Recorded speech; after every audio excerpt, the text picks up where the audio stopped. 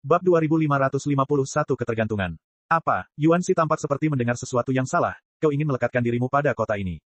Ada hubungan ketergantungan antara kota Hedao. Misalnya, di antara 10 besar, sejumlah besar kota Hedao melekat padanya. Tidak hanya 10 besar, tetapi juga banyak kota Hedao tingkat Zhou dan Hong memiliki kota Hedao yang melekat padanya. Semakin tinggi levelnya, semakin banyak kota Hedao yang melekat padanya. Ketergantungan semacam ini pada dasarnya adalah hubungan bawahan. Jika kota Hedao kecil diganggu atau diserang, ia dapat meminta bantuan dari kota Hedao utama. Yuan Xi tidak pernah berpikir untuk memiliki kota Hedao lain untuk bergantung padanya, karena kota Yuan Xi sendiri tidak sempurna. Belum lagi di lingkungan seperti itu. Kepala kota Zhao berkata, rekan Tao, maksudku adalah bahwa selama kekacauan ini, kota ini ingin mencapai hubungan kerjasama yang lebih dekat dengan Gisheng.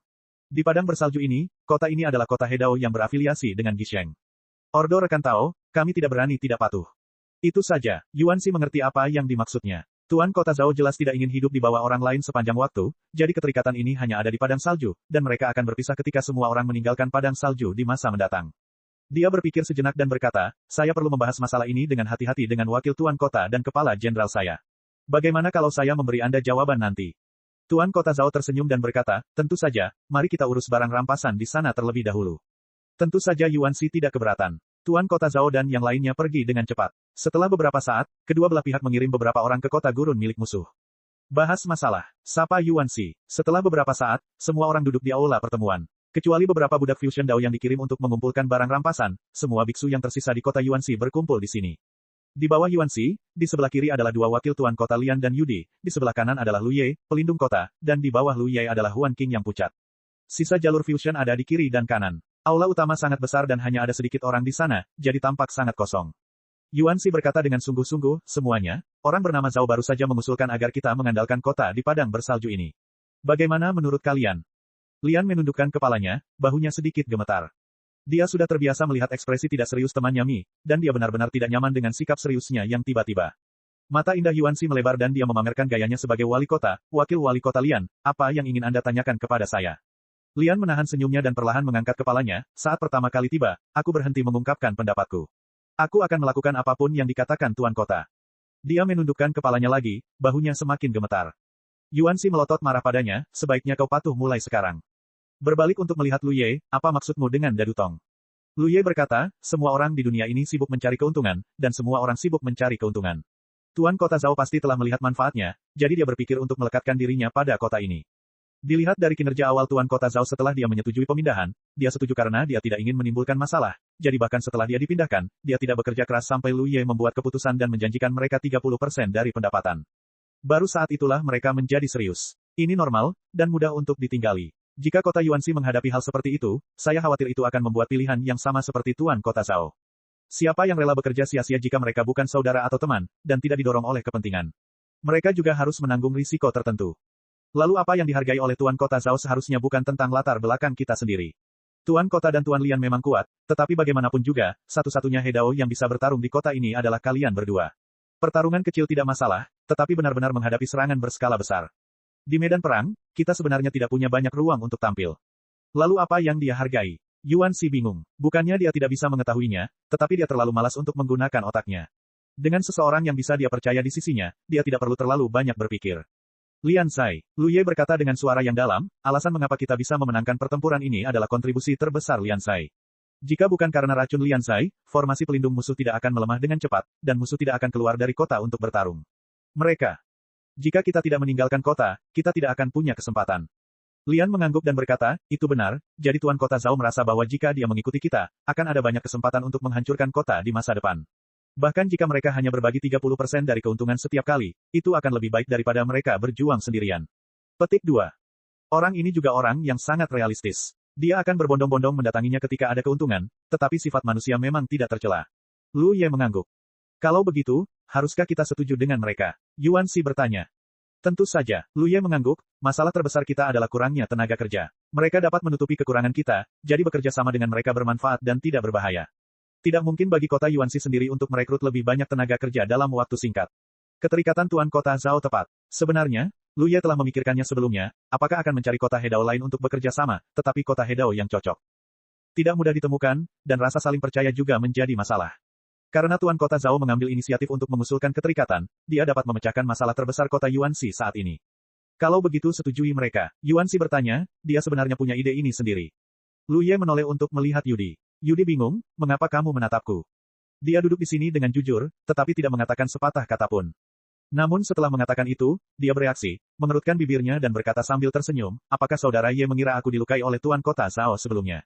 Tidak masalah, dia tidak membunuhku, dan bukankah saudara Ye membalaskan dendamku? Dia telah membersihkan kedua belah pihak. Dia, seorang Tuan Kota, dipenggal olehmu di depan begitu banyak orang, aku tidak tahu seberapa besar dia kehilangan muka, tetapi sekarang dia masih bisa menundukkan kepalanya dan mengandalkanku, aku tidak akan terlalu banyak berdebat dengannya. Lu Ye mengangguk, jika Xiaodi tidak keberatan, maka aku akan menyetujuinya. Tuan Kota Zhao menghargai kekuatan penghancur kota Lian Zai, tetapi dia tidak tahu bahwa Lian Zai tidak dapat menggunakannya dengan santai. Lian Zai memuntahkan 3 suap kabut tebal sebelumnya dan setengah mati setelah itu. Lu Ye tidak punya waktu untuk melihatnya. Melihat bagaimana keadaannya, tetapi menilai dari reaksi Lian Zai sebelumnya, mungkin mustahil untuk menggunakannya dalam waktu singkat. Oleh karena itu, perhitungan Tuan Kota Zhao pasti salah. Dari sudut pandang kota Yuanxi, keterikatan mereka sangat bermanfaat bagi kota, jadi kita harus menarik mereka ke atas kapal terlebih dahulu. Ketika mereka mengetahui kebenarannya nanti, mereka tidak akan punya kesempatan untuk menyesalinya. Mengesampingkan masalah kepercayaan, bagaimanapun juga, semua orang sudah bekerja sama, dan ada dasar untuk bergabung. Selain itu, meskipun Tuan Kota Zhao sendiri sedikit lebih diplomatis, dari sudut pandang orang luar, semua pilihannya adalah reaksi yang normal. Lalu bicara dengan mereka, Yuanxi sangat tertarik. Ini adalah pertama kalinya seseorang ingin mengandalkan kota Hedao-nya, yang terasa sangat segar. Bukannya aku belum pernah melihatnya sebelumnya, tetapi bagaimanapun juga itu bukan kotanya. Kita memang harus bicara, tetapi kita tidak bisa begitu saja menerima apapun yang mereka katakan. Lu Ye memperingatkan, dan Yuanxi terus mengangguk. Lian duduk di samping dan menonton, terkesima. Dia jarang melihat Yuanxi berperilaku begitu baik. Jika seseorang memomel seperti ini di depannya sebelumnya, Yuanxi pasti akan melemparkan bagian belakang kepalanya ke orang lain. Sahabatku yang manis tampak menjadi orang yang berbeda setelah dia kabur dari rumah, dia tampak jauh lebih bahagia. Rongdao yang mengumpulkan piala-piala itu kembali dan membawa sejumlah besar material dan harta karun, yang semuanya dibuang ke rumah harta karun kota. Lu Ye pergi untuk menyelidiki dan menemukan bahwa semua piala itu berantakan dan tidak ada yang berguna baginya.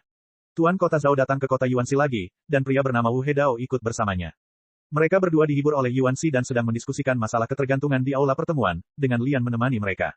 Lu Ye, sang jenderal, terlalu malas untuk ikut campur. Bagaimanapun, dia telah memberikan semua instruksi yang perlu diberikan. Selama Yuanxi tidak menyetujui permintaan lain, kota itu tidak akan menderita kerugian apapun. Pada saat ini, dia dan Fan Mi sedang berdiri di tepi kolam Tao, memandangi biji teratai yang tergeletak di punggung mereka dalam kabut, hanyut mengikuti arus, memegang sepotong ikan Tao di tangan mereka dan memasukkannya ke dalam mulut mereka. Apa yang terjadi dengan orang ini? Lu Ye mengerutkan kening. Untungnya, dia khawatir Lian Zai akan mati mendadak seperti itu, tetapi ketika dia datang ke sini, dia melihat orang ini memakan ikan Tao dengan santai. Dan dia makan dengan sangat cepat. Dibandingkan dengan keadaan setengah mati sebelumnya, kondisinya tidak diragukan lagi jauh lebih baik, dan kulitnya yang keriput tampaknya telah pulih sedikit, tetapi masih terlihat sangat lemah. Fan Mi menggaruk kepalanya, kembali di dadu Tong, saya tidak begitu tahu. Setelah Anda mengirimnya kembali, ia tenggelam ke dasar untuk sementara waktu, dan kemudian itu saja. Ia telah memakan banyak ikan Tao yang terkumpul di kolam. Sudah lama sejak kolam Dao dibangun, jadi beberapa ikan Dao telah dibiarkan di kolam, tetapi Yuanxi tidak mengatakan apapun tentang pengumpulannya, jadi ikan Dao ini tetap berada di kolam Dao. Sekarang telah menjadi jatah makanan Lianxi. Bukankah kamu mengatakan bahwa orang ini dapat meningkatkan produksi ikan Dao Cidao? Lu Ye bingung, mengapa kamu memakannya terlebih dahulu? Fan Mo ragu-ragu dan berkata, mungkin itu ada hubungannya dengan konsumsinya yang sangat besar sebelumnya. Kuncinya adalah aku belum pernah melihat orang menggunakan Lianxi untuk menyerang kota seperti itu. Karena sudah dikonsumsi, tentu saja perlu diisi ulang. Lianxi adalah pemakan ikan, tetapi hanya makan sangat sedikit. Tetapi sekarang setelah melakukan ini, secara mengejutkan, ia telah menjadi pemakan besar. Saat berbicara, Lianxi tiba-tiba berbalik dan tenggelam ke dalam kabut lagi. Setelah beberapa saat, ia melayang ke atas, masing-masing memegang seekor ikan di kedua tangan kecilnya, dan ada lebih dari selusin potong di perutnya yang keriput. Fan Mo mungkin benar, nafsu makan Lianxi tiba-tiba menjadi begitu besar, yang seharusnya terkait dengan konsumsi sebelumnya. Ia tidak hidup atau mati, tidak memiliki alasan dan pikiran, dan hanya mengikuti naluri, seperti bunga dan tanaman yang menghadap matahari. Ada ikan Tao yang dibutuhkannya di kolam Tao, dan secara naluriah ia mulai memakannya. Hal ini membuat Lu Ye menantikannya. Jika Dao Yu dapat mengisi kembali konsumsi Lianxi, maka gadget ini akan memiliki potensi besar di masa depan. Ia mengatakan sebelumnya bahwa Tuan Kota Zhao membuat perhitungan yang salah, tetapi sekarang tampaknya ketergantungan Tuan Kota Zhao jelas tidak berbahaya bagi mereka. Untungnya, ia memberitahu Yuanxi sesuatu, jadi apapun yang terjadi, kota ini tidak akan menderita kerugian. Saudara Lao Fan, harap selalu perhatikan situasi Lianxi. Jika ada sesuatu yang tidak biasa di sini, harap segera beritahu saya atau penguasa kota. Fan Yu mengangguk, jangan khawatir, sebagian besar dari kalian. Bab 2552 sebuah aksi yang cukup besar. Lianxi adalah kejutan yang tak terduga. Di kota-kota Hedao lainnya, alat ini dapat meningkatkan produksi ikan dao di kolam dao. Namun, di kota Yuanxi ini, masih banyak yang harus dilakukan di masa mendatang. Itu bukan satu-satunya. 10 kota besar semuanya memiliki teratai mereka sendiri. Ada juga beberapa kota Hedao lainnya yang memperoleh harta karun ini di padang salju secara kebetulan. Namun, racunnya sangat beracun sehingga bahkan Hedao tidak dapat menahannya. Oleh karena itu, di dunia batin saat ini, kecuali Lu. Kecuali Ye, tidak ada yang benar-benar memiliki kemampuan untuk menggunakannya untuk menyerang kota. Mungkin, tetapi kekuatan orang-orang itu berada di luar imajinasi siapapun. Jika mereka mengambil tindakan apapun sesuka hati, kekosongan akan hancur, jadi mengapa repot-repot bergantung pada kekuatan eksternal. Lu Ye kembali ke rumahnya dan menghitung koin Xingyuan-nya. Pembunuhan massal selama periode ini memungkinkannya untuk mengumpulkan koin Xingyuan dengan sangat cepat, terutama mereka yang meninggal di Hedao. Hampir setiap orang dari mereka dapat memberinya setidaknya 1 koin Xingyuan. Meskipun kemungkinannya telah menjadi jauh lebih kecil, itu bukan tidak mungkin. Sebenarnya, sebagian besar koin Xingyuan miliknya diperoleh dengan membunuh Rong Dao. Jumlah koin Xingyuan saat ini cukup baginya untuk ditukar dengan harta karun atribut dari rumah harta karun Xingyuan. Yang membuatnya ragu adalah apakah harta karun atribut ini harus dikirim ke medan perang. Atau harus ditelan langsung oleh pohon bakat. Sebelumnya, ia telah berspekulasi bahwa jika pohon bakat ingin bertransformasi lagi, ia harus menelan misteri dalam harta karun atribut sebagai sumber daya kemajuan, jadi ia dengan bersemangat ingin memverifikasi apakah gagasan ini benar.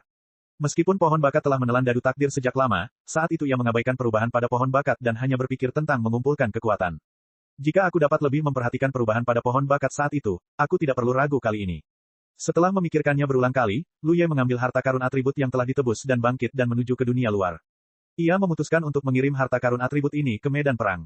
Promosi Ju membutuhkan melahap harta karun atribut. Masalah ini tidak dapat ditunda karena Ju adalah prajurit Tao-nya dan terkait dengan fondasi keharmonisan masa depannya dengan Tao.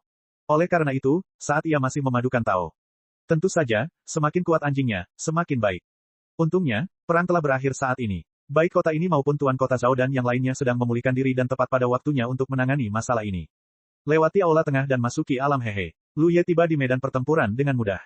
Saudara Feng belum kembali. Lu Ye menatap Gong Mao yang datang untuk menghiburnya dan bertanya. Gong Mao menjawab, pemilik tempat itu pernah kembali sekali sebelumnya dan pergi lagi hanya setelah beberapa hari. Namun, pemilik tempat itu telah memberitahu kita bahwa jika terjadi sesuatu pada teman-teman Tao kita, kita harus bekerja sama sepenuhnya dan memastikan tidak ada kesalahan. Lu Ye mengeluarkan harta atribut yang telah ditebusnya sebelumnya, menyerahkannya kepada Gong Mao dan berkata, kalau begitu aku akan menyusahkan saudara Gong untuk mengatur pertarungan maut lainnya. Gong Mao mengambilnya dan melihatnya dengan saksama, bertanya-tanya, rekan Tao, apakah ini harta lainnya? Lu Ye mengangguk. Gong Mao sangat terkejut. Dia pasti tahu bahwa Lu Ye telah memberikan 2 harta atribut ke medan pertempuran sebelumnya, meminta medan pertempuran untuk menemukan seorang biksu yang cocok untuk memberikannya kepadanya dan mengatur pertarungan maut dengannya. Ini sudah yang ketiga. Biasanya, sangat sulit bahkan bagi mereka yang memiliki kekuatan Hedao untuk mendapatkan harta atribut. Bagaimana mungkin Lu Ye, seorang master Hedao, mendapatkan harta atribut sesekali? Melihat bahwa harta karun ini adalah sebuah pedang, Gong Mao bukanlah orang yang tidak memiliki banyak pengetahuan. Setelah melihatnya dengan saksama, dia mengangkat alisnya, rekan Taois, apakah ini pedang Chunhui? Lu Ye berkedip. Dia baru saja menukar harta karun atribut ini dari rumah harta karun Xingyuan. Mengenai harta karun mana yang lahir, dia benar-benar tidak tahu. Kedua harta karun di atas sama-sama dikenali oleh Qin Feng. Ya, Lu Ye menjawab dengan samar. Akan sangat disayangkan jika harta karun atribut semacam ini dihancurkan. Gong Mao tampak kesakitan di wajahnya. Dilihat dari 2 pertempuran pertama, tidak peduli harta karun atribut apapun yang dia miliki terhadap Lu Ye, dia pada akhirnya akan dihancurkan. Pedang ini tampaknya tidak terlalu bagus. Lu Ye bingung. Yang dia tukarkan kali ini adalah harta karun atribut yang membutuhkan koin Xingyuan paling sedikit. Dari segi kualitas, itu seharusnya yang terendah di antara harta karun atribut. Tetapi dia tidak tahu mengapa Gong Mao ada di sana. Akan berkata demikian, Gong Mao mendongak ke arah Lu Ye dan tiba-tiba menyadari bahwa dia mungkin tidak tahu harta karun macam apa itu, jadi dia bertanya, apakah kamu tahu tentang pedang ilahi 4 musim? Lu Ye menggelengkan kepalanya. Tidak heran, Gong Mao berkata, pedang Chunhui ini adalah harta karun atribut yang dibesarkan oleh pedang ilahi 4 musim. Secara umum, hanya ada satu jenis harta karun atribut yang dibesarkan oleh harta karun itu, tetapi ada beberapa. Ada beberapa pengecualian, dan pedang ilahi 4 musim adalah salah satunya. Pedang ini akan menghasilkan total 4 harta karun atribut, yang sesuai dengan perubahan musim. 1 harta karun atribut saja mungkin tidak berarti banyak, tetapi jika ada 4 harta karun atribut, dikabarkan bahwa itu dapat mengilhami jejak kekuatan harta karun yang paling berharga. Apakah ada hal seperti itu? Lu Ye terkejut. Kemudian dia teringat pada tanaman rambat penciptaan.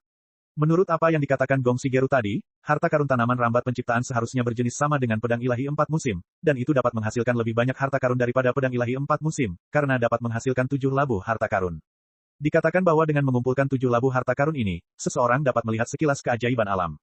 Ada labu harta karun di rumah harta karun Xingyuan, tetapi bahkan jika Lu Ye menukar labu harta karun ini, dia masih jauh dari menyelesaikannya, karena selain labu dan labu api yang dia tinggalkan di langit berbintang dan labu pedang yang dia bawa bersamanya, ada yang lain. Bahkan tidak tahu di mana menemukannya. Dia mengambil kesempatan untuk melihat-lihat rumah harta karun Xingyuan, dan menemukan bahwa tampaknya ada pedang di dalamnya yang memiliki aura yang mirip dengan pedang Chunhui, tetapi badan pedang itu berwarna merah, yang seharusnya merupakan harta karun yang sesuai dengan musim panas. Namun, tidak ada jejak dua pedang panjang harta karun lainnya. Tidak heran harganya sangat murah. Melihatnya sekarang, jika Anda ingin melepaskan kekuatan sejatinya, Anda perlu menukar 4 di antaranya. Rekan Taois, apakah Anda ingin menyimpan pedang ini? Gong mau menasihati. Lu Ye menggelengkan kepalanya dan berkata, tidak ada yang perlu disesali jika Anda dapat menggunakannya, jadi gunakan saja harta karun ini. Terutama karena dia tidak lagi memiliki koin Xingyuan untuk ditukar dengan barang lain. Saat ini, dia berada di tingkat ke-8 kultivasi Rongdao. Dia juga berharap untuk menjadi pria gemuk dengan 1 gigitan dari medan pertempuran dan mendapatkan cukup ikan tao untuk maju ke tingkat ke-9 Rongdao. Dan selama dia memiliki tingkat kultivasi tingkat ke-9 Fusion Dao, dia dapat mulai maju ke Hedao. Adapun harta karun, selama harta karun itu masih ada, itu akan tetap lahir. Yang harus dia lakukan adalah mendapatkan cukup koin Xingyuan.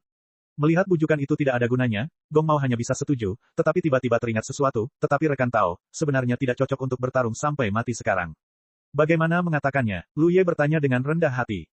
Gong Mao menghela napas, ladang salju sedang kacau. Di wilayah ini, kota-kota Hedao yang tak terhitung jumlahnya, besar dan kecil, terlibat. Saat ini, padang salju adalah pusat dari seluruh wilayah dalam, bahkan mereka yang tidak terlibat secara pribadi di dalamnya masih memperhatikannya. Terkena dampak ini, arus penumpang dan bisnis di medan pertempuran telah berkurang banyak, jadi jika rekan-rekan Taois ingin bertarung sampai mati dengan orang lain saat ini, mungkin tidak mudah untuk mendapatkan lebih banyak perhatian. Petik 2. Lu Ye tidak bisa menahan diri untuk tidak mengerutkan kening ketika mendengar ini. Dia tidak butuh banyak perhatian, dia hanya menginginkan banyak ikan. Namun jika tidak ada cukup perhatian, itu tidak akan dapat menarik pelanggan yang menonton pertandingan untuk memasang taruhan, yang tentu saja akan berdampak besar pada pendapatannya selanjutnya. Dalam rencananya, ini adalah terakhir kalinya dia bertarung sampai mati sebagai tamu tak bernama di medan pertempuran, jadi pada dasarnya tidak ada kesempatan baginya untuk mendapatkan sejumlah besar ikan dao sekaligus seperti sebelumnya. Kali terakhir ini sangat penting, karena ikan dao yang diperoleh terkait dengan kecepatan promosinya ke Hedao. Bagaimana jika ada tipu muslihat yang cukup besar? Tanya Lu Ye. Seberapa besar tipu muslihatnya? Gong Mao sedikit penasaran. Aku ingin melawan Hedao. Gong Mao terkejut ketika mendengar ini, dan butuh 2 napas untuk bereaksi, apa yang dikatakan rekan Tao. Dia bertanya-tanya apakah dia salah dengar, atau apakah Lu Ye salah mengatakannya, dan kemudian bertanya, rekan Tao telah dipromosikan ke Hedao. Jika aku ingat dengan benar, terakhir kali Wu Mingguo bertarung sampai mati, rekor di medan perang adalah tingkat ke-7 Fusion Dao. Berapa lama waktu yang dibutuhkannya untuk naik ke Hedao? Kecepatan peningkatan level kultivasi ini terlalu cepat. Wajar baginya untuk berpikir begitu, karena jika Lu Ye tidak naik ke Hedao, bagaimana mungkin dia meminta pertarungan dengan Hedao?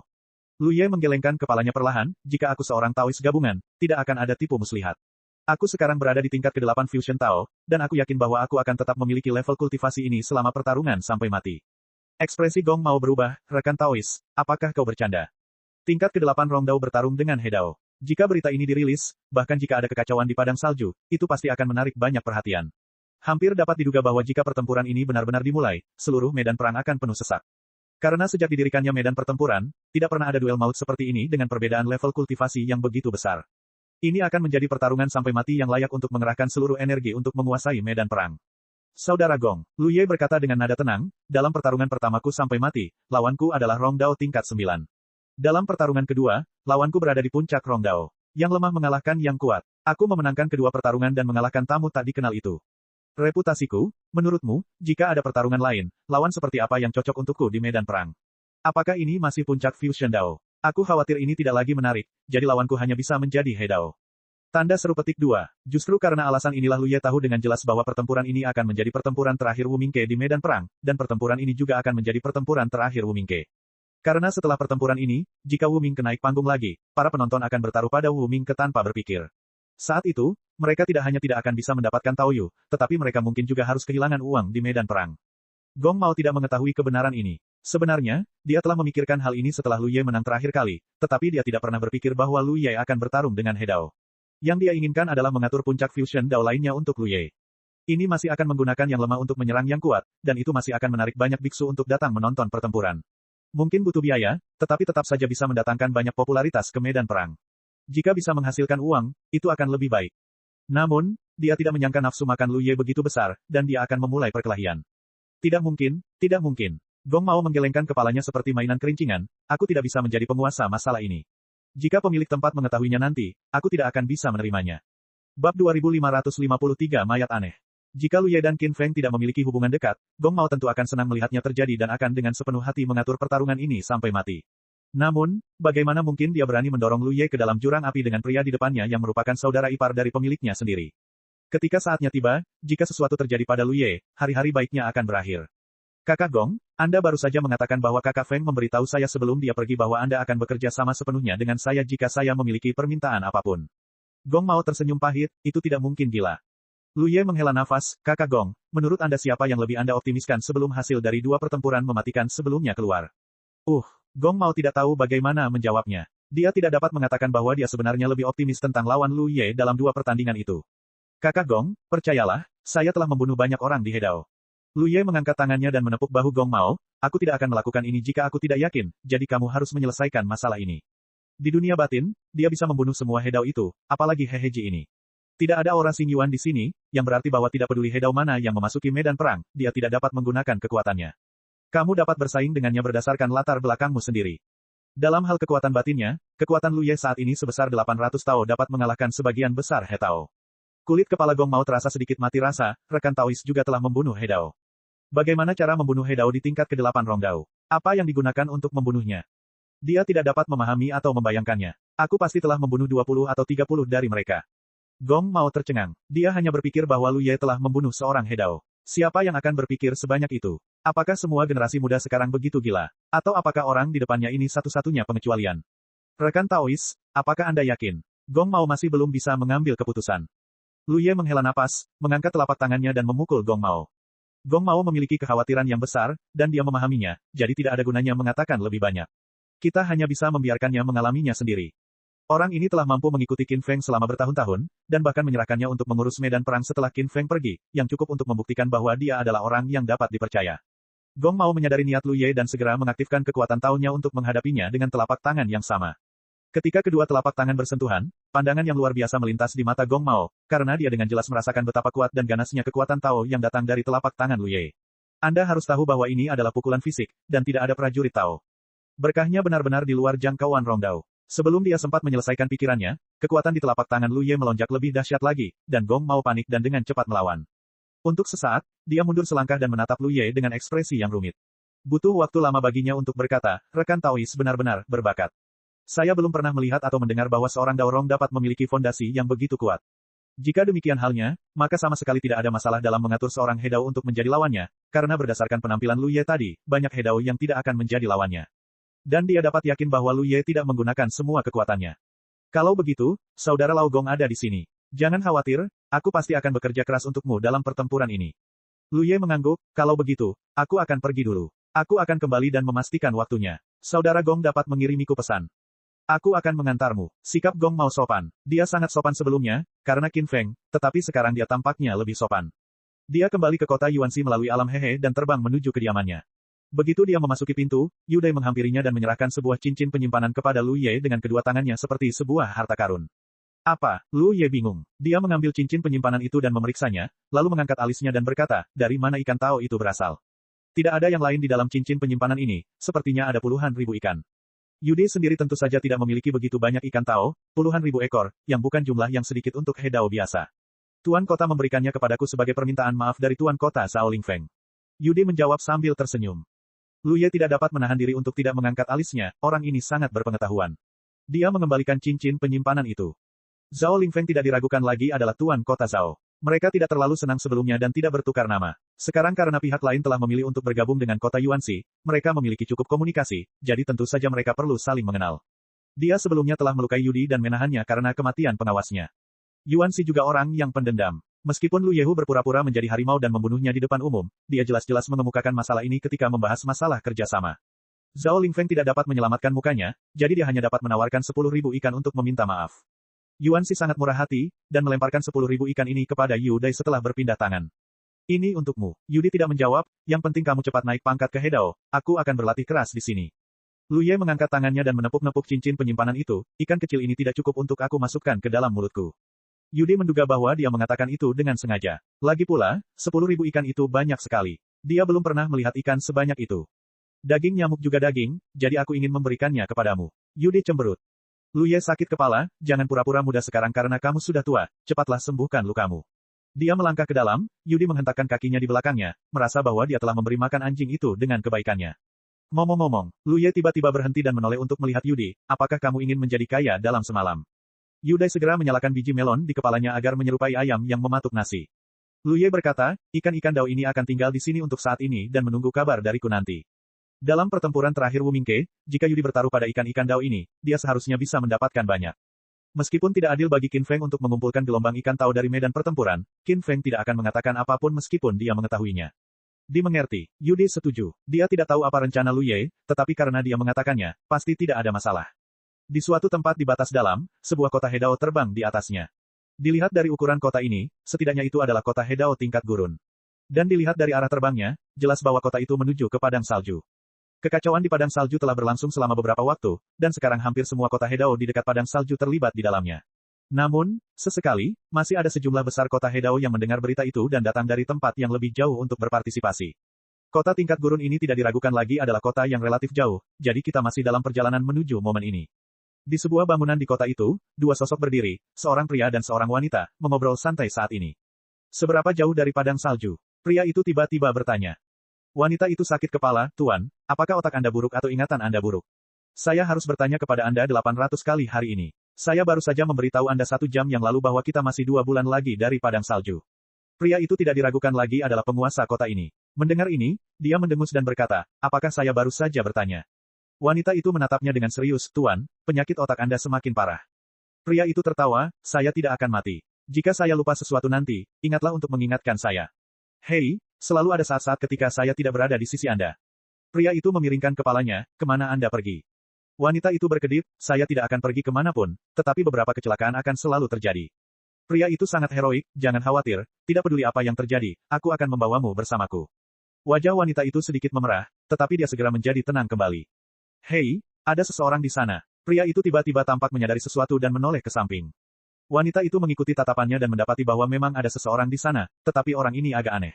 Dia berdiri di sana dengan tenang, tidak bergerak, dan sama sekali tidak bernapas. Kasihan sekali, aku tidak tahu siapa yang membunuhnya. Pria itu menggelengkan kepala dan mendesah. Sangat umum menemukan mayat yang tidak terawat seperti itu di kehampaan, jadi dia tidak terkejut. Ada yang aneh. Wanita itu mengerutkan kening. Apa yang aneh? Tubuhnya terlalu lengkap. Wanita itu mengamati mayat itu dengan saksama dan melihat bahwa meskipun pakaian orang itu compang camping, tubuhnya masih utuh. Ini adalah pemandangan yang seharusnya tidak terjadi, karena jika orang ini dibunuh oleh musuh, maka tidak peduli apapun. Tulang dao akan dikeluarkan, tetapi tidak ada tanda-tanda seperti itu di tubuhnya. Yang lebih memprihatinkan adalah pria ini memegang pedang panjang di tangannya. Itu seharusnya adalah prajurit Tao-nya. Itu benar. Pria itu mengangguk setuju, apakah ada kemungkinan dia terluka parah dan meninggal tiba-tiba saat melarikan diri? Ini juga mungkin. Wanita itu mengangguk, dan saat berikutnya dia terkejut. Tuan, apa yang Anda lakukan? Sentuh mayat itu. Suara pria itu datang dari depan, dan dia tiba-tiba bergegas menuju mayat itu. Mungkin ada sesuatu yang baik di dalam dirinya. Sekarang setelah Anda menemukannya, Anda tidak dapat melewatkannya. Jika ada sesuatu yang baik, Anda akan tahu dengan menyentuhnya. Segera dia mendekat. Pria itu melihat dengan saksama dan memastikan bahwa pria di depannya sama sekali tidak bersuara. Kemudian dia melangkah maju dan mengangkat tangannya untuk meraih pedang panjang itu. Saat ini, tampaknya orang ini tidak memiliki sesuatu yang baik di dalam dirinya. Senjata Tao ini masih agak berguna. Mungkin dia bisa mendapatkan sedikit kekuatan Tao setelah menyempurnakannya nanti. Namun, pada saat ini, pria itu tiba-tiba merasakan perasaan menyeramkan, dan krisis besar yang tidak dapat dijelaskan muncul di dalam hatinya. Tanpa ragu-ragu, dia meledak menjadi awan kabut darah dan langsung melarikan diri kembali. Dia mengidap penyakit otak, tetapi bukan berarti dia benar-benar sakit mental. Dia terlahir dengan rasa krisis yang tajam, yang memungkinkannya bertahan hidup dari bencana yang tak terhitung jumlahnya. Ketika dia mengangkat matanya, pria itu merasa lebih ngeri, karena mayat yang tadinya tak bernyawa di depannya kini perlahan membuka matanya. Mata itu tidak memiliki fokus, hanya cahaya aneh yang berkedip-kedip di dalamnya. Pria itu langsung merasa seperti duri di punggungnya, berteriak aneh, berbalik dan bergegas menuju kota Hedao-nya, dan pada saat yang sama berseru, lindungi kota, lindungi kota. Wanita itu kebingungan, karena baru saja tuan kotanya berlari keluar dan tiba-tiba bereaksi sedemikian hebatnya, dan mayat itu tiba-tiba membuka matanya.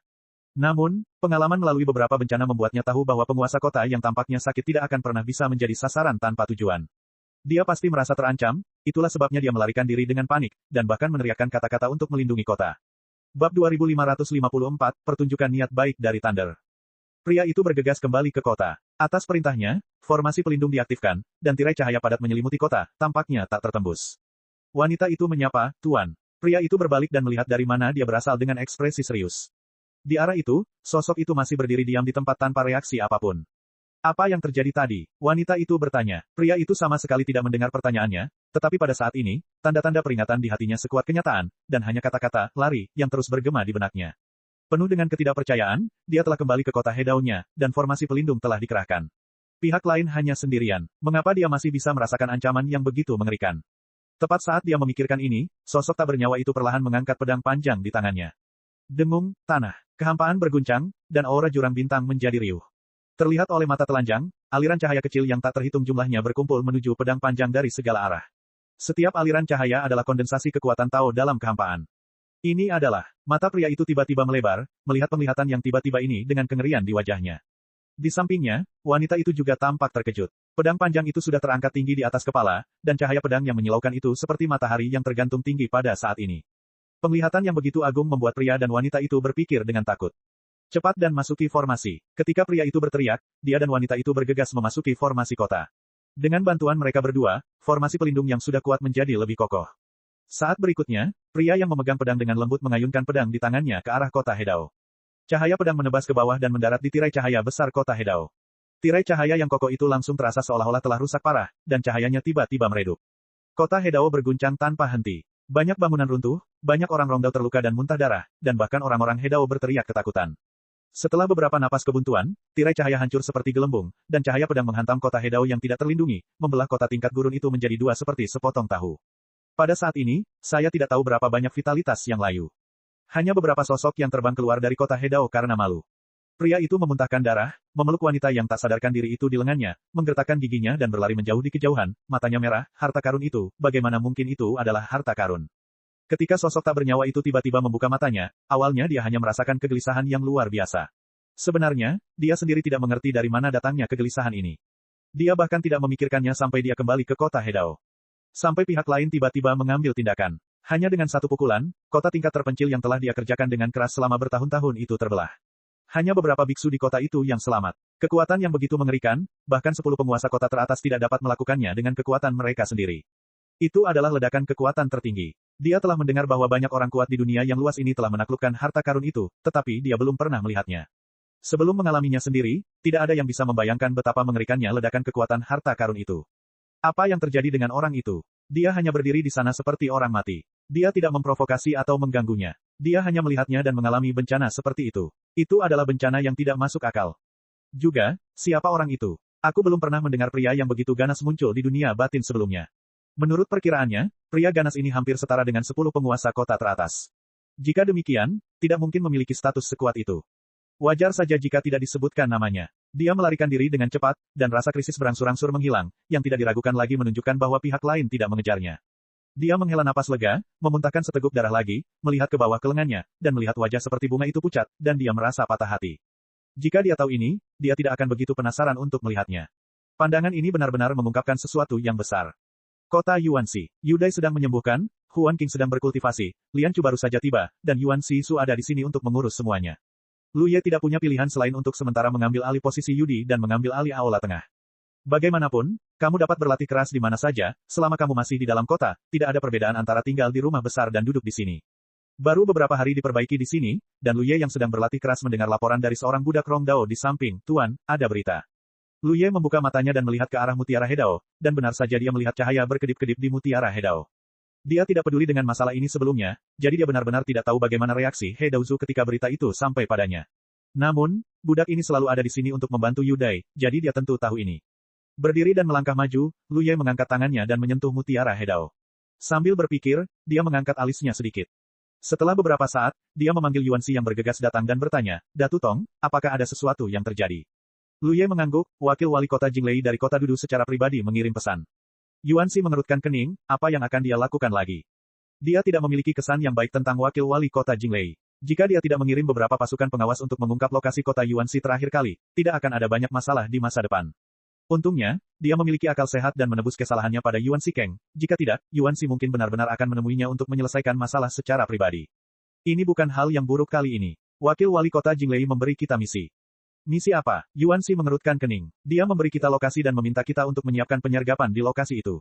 Mungkin ada kejutan yang tidak terduga dalam 10 hari. Yuan Xi berkedip dan bertanya, dia tidak mengatakan apapun secara rinci. Lu Ye berkata, dia hanya mengatakan bahwa setidaknya 2 kota Hedao tingkat surga harus dimobilisasi untuk bergabung. Dia tidak mengatakan apa-apa lagi. Mungkin ada sesuatu yang tak terkatakan. Apakah ini pertanda niat baik? Jelas. Lu Ye mengangguk, dia juga berpikir begitu. Meskipun wakil penguasa kota Jinglei telah melakukan beberapa perbaikan sebelumnya, dia mungkin masih sangat gelisah, itulah sebabnya dia membuat isyarat niat baik seperti itu. Kota Dudu mengoordinasikan semua masalah utama di seluruh zona perang ini, dan berbagai sumber intelijen sangat besar. Sebagai wakil penguasa kota-kota Dudu, jika Anda benar-benar ingin mendukung kota Hedao tertentu, Anda masih mampu melakukannya. Tetapi dukungan semacam ini juga bergantung pada hubungan antar manusia. Jika tidak ada alasan khusus, bagaimana mungkin seseorang seperti Jinglei secara khusus mendukung kota Hedao tertentu? Yuan Xi mengangguk, pria ini sangat bijaksana. Kirimi dia pesan, saya bisa melupakan masa lalu dan memintanya untuk lebih berhati-hati. Kata-kata asli, tentu saja, Lu Ye mengangguk dan berlalu dengan bantuan Mutiara Hedao. Zhou Zucheng terkejut ketika menerima balasan dari Yuan Xikeng, dan dia tidak bisa menahan diri untuk tidak menghela napas panjang. Meskipun ditegur seperti ini merugikan wajahnya, itu lebih baik daripada dibenci oleh orang seperti itu, dan orang lain tidak peduli tentang ini. Sejauh yang saya tahu, hanya penguasa kota Shouzu yang tahu sedikit tentang hal itu, jadi tidak ada kerugian nyata baginya. Jinglei ingin kota Yuan Xi merekrut setidaknya 2 kota Hedao di atas tingkat surga untuk bergabung. Sekarang ada kota Lingfeng, dan 1 kota tingkat Huang hampir setara dengan 2 kota tingkat surga. Lokasi penyergapan itu tidak terlalu jauh dari lokasi kota Yuan Xi sekarang, hanya sekitar 3 hari perjalanan jauhnya, jadi beberapa saat kemudian, kedua kota Hedao bergerak maju, satu di belakang yang lain. Tidak ada masalah di sepanjang jalan dan kami tiba di lokasi 3 hari kemudian. Yudi menggantikan Lu Ye dan mengambil alih aula tengah, mengaktifkan teknik rahasia meraj dan berdiam diri. Lu Ye memeriksa peta bintang dan menemukan bahwa lokasi ini sebenarnya berada di tepi padang salju. Dia mungkin mengerti mengapa penyergapan dilakukan di sini. Saya khawatir ada musuh kota Hedao yang ingin melewati sini dan memasuki padang salju, tetapi berita itu entah bagaimana bocor, memberitahu Jinglei tentang hal itu, dan kemudian mengirim pesan ke kota Yuan Xi. Lu Ye tidak mengingat bahwa ketika Yuan Xikeng pertama kali memasuki padang salju, dia juga disergap. Saya tidak tahu apakah itu kebetulan atau apakah musuh mendapatkan informasi dan melakukannya dengan sengaja. Sekarang situasinya berubah, tetapi giliran Yuan Xikeng untuk menyergap yang lain. Menunggu dengan tenang, beberapa hari berlalu. Pada hari ini, Lu Ye, yang sedang berlatih keras, tiba-tiba mendengar suara Yudi, kota Hedao akan datang, dan itu adalah musuh. Sejak kota Yuan Xi memperoleh kekuatan yang diberikan oleh kota Dudu, mereka dapat dengan mudah membedakan antara kita dan musuh dalam jarak tertentu. Ini adalah kemampuan yang sangat nyaman, karena dengan cara ini, kita sering dapat memimpin. Kota Lingfeng juga tidak aktif di dekatnya. Tuan kota Zhao Lingfeng, wakil tuan kota Wumi dan banyak Hedao lainnya berkumpul bersama. Melihat kota Hedao terlihat, Zhao Lingfeng tidak bisa menahan diri untuk tidak terkejut, tentu saja, memilih untuk mengandalkan kota Yuan Xi adalah langkah yang bijaksana. Tanda seru petik 2. Banyak bawahan Hedao mengangguk. Di dunia kultivasi, tidak ada salahnya mengandalkan yang kuat. Kota Yuan Xi agak kecil dan hanya ada sedikit biksu, tetapi pemilik kota itu kuat, kotanya bermutu tinggi, dan asal-usulnya misterius. Tidak seperti gubernur. Tampaknya ada koneksi di seluruh kota. Kota Yuan Xi tiba-tiba membawa mereka ke sini. Sebelumnya, dan mereka masih sedikit bingung tentang situasinya, tetapi sekarang mereka mengerti bahwa kota Yuan Xi jelas mendapat beberapa informasi dari beberapa sumber, dan tahu sebelumnya bahwa musuh akan datang ke sini, jadi ia menyiapkan penyergapan terlebih dahulu. Mengenai sumber berita, mereka dapat menebaknya tanpa berpikir. Tuan, apakah Anda ingin mengambil tindakan? Yu Hedao bertanya, melihat ukurannya, itu seharusnya hanya kota tingkat surga. Untuk kota Hedao seperti itu, kota Lingfeng dapat merebutnya sendiri tanpa bantuan kota Yuan Xi. Zhao Lingfeng menggelengkan kepalanya, tunggu perintah dari kota Yuan Xi. Setelah memikirkannya, dia memperingatkan, di masa depan, kita tidak bisa lagi menilai-nilai orang lain secara sewenang-wenang berdasarkan ukuran kota. Kota Yuan Xi adalah contoh terbaik. Siapapun yang melihat kota kecil itu tidak akan pernah mengira bahwa itu adalah kota yang dilanda banjir. Pada saat yang sama, Lu Ye dan yang lainnya juga mengamati di Yuan Xikeng. Hanya itu, Yuan Xi menunjukkan ekspresi tidak puas. Jinglei memintanya untuk merekrut setidaknya 2 kota tingkat surga untuk bergabung. Dia pikir musuhnya setidaknya adalah kota tingkat terpencil, tetapi siapa yang tahu bahwa ini akan menjadi hasilnya. Entah mengapa, dia merasa seperti telah ditipu oleh Jinglei, yang tidak diragukan lagi membuatnya sangat kecewa. Jika dia kecewa, dia akan marah. Di sampingnya, Lu Ye diam-diam merasa sedih untuk Jinglei. Jika dia ingin menunjukkan niat baiknya, dia harus lebih berhati-hati. Bagaimanapun, informasinya harus akurat. Sekarang, usaha Jinglei sia-sia. Biarkan kota Lingfeng mengambil tindakan. Kalian akan diizinkan untuk berpartisipasi dalam pertempuran sesuka hati, kata Yuan Xi datar. Pada waktu normal, Yuan Xi akan dengan antusias menyerang tidak hanya kota tingkat surga tetapi juga kota tingkat prefektur, tetapi konflik antara harapan dan kenyataan membuatnya kehilangan keinginan untuk mengambil tindakan. Bab 2555, mengambil keuntungan satu sama lain. Bagaimanapun, menurut pembicaraan Yuan Xi sebelumnya dengan Zhao Lingfeng, selama periode keterikatan kota Lingfeng, semua keuntungan dari kehancuran kota hanya perlu dibagikan ke kota Lingfeng sebesar 30%. Jadi, Bahkan jika kota Yuanxi tidak mengambil tindakan dan kota Lingfeng merebut kota Hedao, keuntungan yang bisa mereka dapatkan tetap hanya 30%. Setelah pesan Yudi keluar, beberapa saat kemudian, di sisi lain kota Lingfeng, yang dipimpin oleh Zhao Lingfeng, banyak Hedao memimpin sejumlah besar Fusion Dao untuk menyerang, langsung menuju kota Hedao musuh untuk membunuh mereka. Kota Hedao ini sebenarnya cukup berhati-hati. Kota ini telah memantau pergerakan ke segala arah saat memasuki padang salju. Sayangnya, lingkungan padang salju itu istimewa dan sulit untuk menggunakan pikiran spiritual, jadi dalam banyak kasus, tidak peduli seberapa berhati-hati Anda, itu tidak ada artinya. Tetapi dalam kebanyakan kasus, tidak seorang pun akan diserang secara tiba-tiba seperti ini. Karena ketika musuh dan kedua kota Hedao kita bertemu satu sama lain, mereka akan segera menggunakan tanda resonansi untuk menentukan posisi masing-masing. Waktu yang singkat ini sudah cukup untuk membuat beberapa reaksi. Serangan tiba-tiba oleh Zhao Lingfeng dan yang lainnya tidak diragukan lagi membuat musuh lengah. Jelas sudah terlambat untuk mundur dan melarikan diri. Pergerakan kota Hedao tidak semudah para biksu, jadi kota Hedao hanya bisa meluncur keluar dalam bentuk busur, mencoba menyapu bersih Zhao Lingfeng dan yang lainnya. Namun, itu hanya minum racun untuk menghilangkan dahaga. Hanya beberapa saat kemudian, kota Hedao musuh dikepung, dan pengepungan segera dimulai. Dengan tindakan ini, Zhao Lingfeng menjadi semakin yakin bahwa lawannya memang kota tingkat surga. Berdasarkan kekuatan formasi pelindung dan jumlah Hedao di kota tersebut, pada dasarnya ia dapat membuat penilaian yang akurat. Serangan seperti itu terhadap kota tersebut seharusnya tidak memakan waktu lebih dari 1 jam sebelum formasi musuh akan hancur. Di kota Yuanxi, Yuanxi tidak memiliki keinginan untuk mengambil tindakan, begitu pula Lian. Hanya Lu Ye yang bersemangat tinggi. Ia baru saja menukarkan sepotong pedang Chunhui dan hampir menggunakan koin Xing Yuan dan hendak menabung lagi. Namun, ia tidak segera pergi untuk bergabung dalam pertempuran. Kota Lingfeng mengirimkan banyak tenaga kerja kali ini. 1 orang lebih tidak lebih dari 1, dan 1 kurang tidak lebih dari 1 kurang. Tentu saja, dia tidak ingin membuang-buang tenaganya untuk menyerang kota. Nanti, ketika formasi pelindung itu rusak, bukankah lebih baik untuk pergi dan membunuh musuh lagi? Namun, dia memiliki beberapa keraguan di dalam hatinya. Berbicara secara logis, seharusnya tidak ada kesalahan seperti itu di pihak Jinglei. Karena dia ingin menunjukkan kebaikannya kepada Yuanxi, dia harus sangat berhati-hati. Dia tidak akan pernah berani mengganggu Yuanxi Kang untuk maju dalam hal-hal tertentu yang tidak pasti.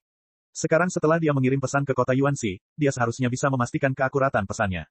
Tepat ketika Lu Ye memikirkan ini, matanya tiba-tiba berbalik dan melihat ke arah lain. Di arah itu, 2 kota Hedao terlihat di beberapa titik dan dengan cepat mendekati medan perang. Suara Xiaodi mencapai telinga Lu Ye hampir bersamaan, 2 kota Hedao musuh telah muncul. Berdiri di samping Lu Ye, Yuanxi, yang tampak bosan, tiba-tiba menjadi bersemangat. Dia tidak terlalu tertarik melihat 1 kota tingkat surga, tetapi ketika dia melihat 3 kota sekaligus, dia menjadi sangat tertarik. Benar-benar berhati-hatilah. Lu Ye akhirnya mengerti. Informasi Jinglei benar. Dia benar meminta kota Yuanxi untuk merekrut setidaknya 2 kota tingkat surga untuk bergabung, karena kali ini musuh Hedao memasuki padang salju dari sini. Tidak hanya ada 1 kota, tetapi 3. Tetapi mereka tidak muncul bersama-sama, tetapi salah satu dari mereka memimpin. Sekarang kota Lingfeng telah dipimpin keluar, 2 kota lainnya telah bergegas untuk mendukung. Melihat skala kedua kota Hedao ini, mereka juga berada di level surga. 3 kota Hedao level surga berhadapan dengan 1 kota level desolate. Kota Lingfeng mungkin merupakan lawan yang sulit. Mungkin tidak ada perbedaan besar dalam jumlah kota Hedao di antara mereka, tetapi 3 kota level surga berarti mereka memiliki 3 ahli level penguasa kota. Yang tidak dapat ditangani oleh Hedao biasa. Sambil menonton, kedua kota Hedao musuh dengan cepat mendekati medan perang, dan kemudian sejumlah besar biksu bergegas keluar dari mereka. Mereka tidak terburu-buru untuk menyelamatkan rekan-rekan mereka, tetapi langsung menuju kota Lingfeng. Ini tidak diragukan lagi merupakan pendekatan yang sangat bijaksana, karena jika mereka memilih untuk bergegas mencari bala bantuan, hasil yang paling mungkin adalah pertempuran jarak dekat. Bahkan jika mereka menang saat itu, mereka tidak akan mendapatkan banyak manfaat praktis. Tetapi memilih untuk menyerang kota Lingfeng berbeda. Saat ini, kota Lingfeng kehabisan pasukan. Meskipun ada Hedao yang tertinggal di kota, hanya ada 1, dan jumlah Hedao yang tertinggal tidak banyak. Dalam kasus ini, Zhao Lingfeng hanya punya 1 pilihan, yaitu mundur dan mempertahankan kota Hedao miliknya. Musuh dapat memanfaatkan situasi dan menyerang dari kedua sisi.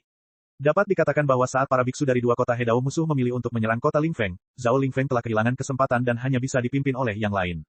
Mengapa mereka tidak mundur? Di antara banyak biksu yang pergi untuk menyerang kota Lingfeng, salah satu dari 2 penguasa kota tingkat surga tiba-tiba mengerutkan kening. Situasinya tidak berkembang seperti yang mereka harapkan. Zhao Lingfeng dan yang lainnya masih menyerbu kota tingkat surga di depan mereka, tanpa ada niat untuk mundur. Ada yang aneh. Penguasa kota tingkat surga lainnya juga menyadari ada yang tidak beres. Saat keadaan menjadi buruk, pasti ada monster. Mereka tidak cukup naif untuk menganggap musuh mereka bodoh. Bahkan jika mereka kehilangan kesempatan saat ini, musuh pasti akan mundur. Namun, orang-orang itu tampaknya tidak menyadari krisis di kota mereka sendiri dan masih menyerang. Petik 2. Apakah kalian ingin mengubah rencana? Penguasa kota yang berbicara sebelumnya bertanya. Penguasa. Kota kedua merenung sebentar, tidak, ikuti tindakan yang telah dibahas sebelumnya. Alasan utamanya adalah anak panah harus ditembakkan saat berada di tali busur. Mereka telah mengambil tindakan. Mengubah rencana secara gegabah dapat menyebabkan semuanya runtuh. Saat dia berbicara, banyak biksu telah tiba di depan kota Lingfeng. Tiba-tiba, pemandangan aneh muncul di area yang luas.